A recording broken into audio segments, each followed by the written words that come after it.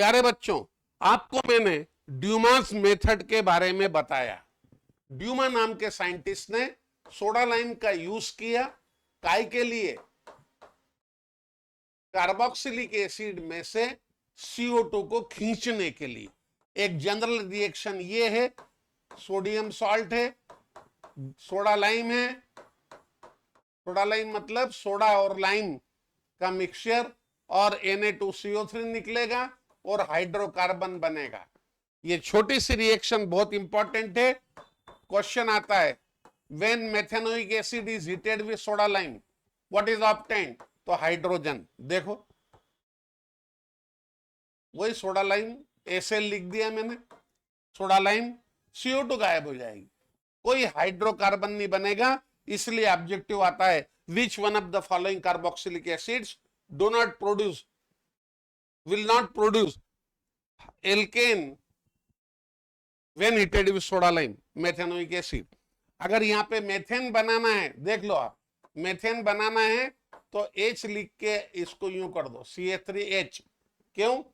ये H ही तो जुड़ता है, तो CH3 और H के बीच में COO घुसा दो, ये CO2 हटेगा। ये देखो कितना अच्छी बात है, इसमें कार्बन 2 थे, इसमें कार्बन 1 ही है, घट गए ना कार्बन, इसलिए डिसेंडिंग, आरोहण होता है, एक अवरोहण होता है, डिसेंड करना, घटाना। ठीक है। अगर मेरे को एथेन बनाना है तो क्या करूंगा?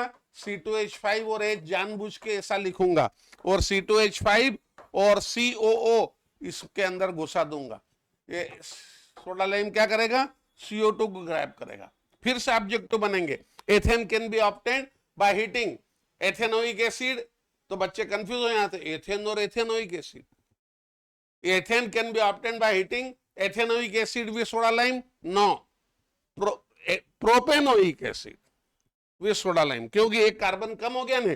मेथे से देखो, मेथे से हाइड्रोजन, एथेनोइक एसिड से मेथेन, एथे से मेथे, और प्रोपे से एथे।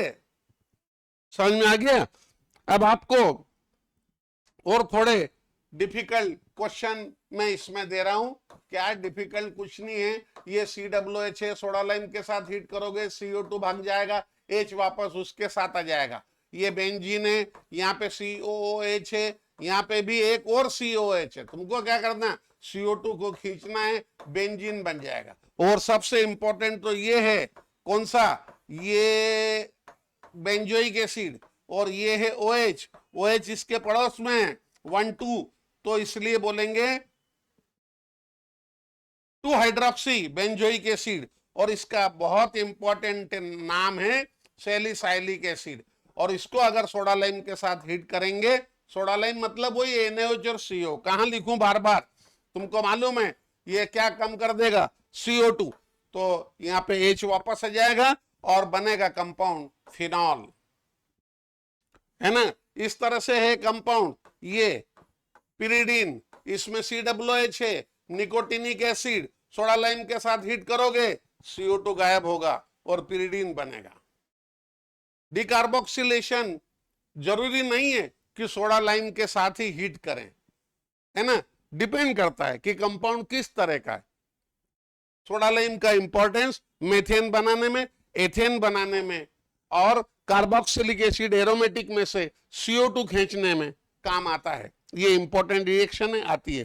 क्यों? When salicylic acid is heated with soda lime we get phenol और its sodium salt, but students do not know the formula of salicylic acid and function of soda lime. That's why the problem becomes difficult. Okay? Next.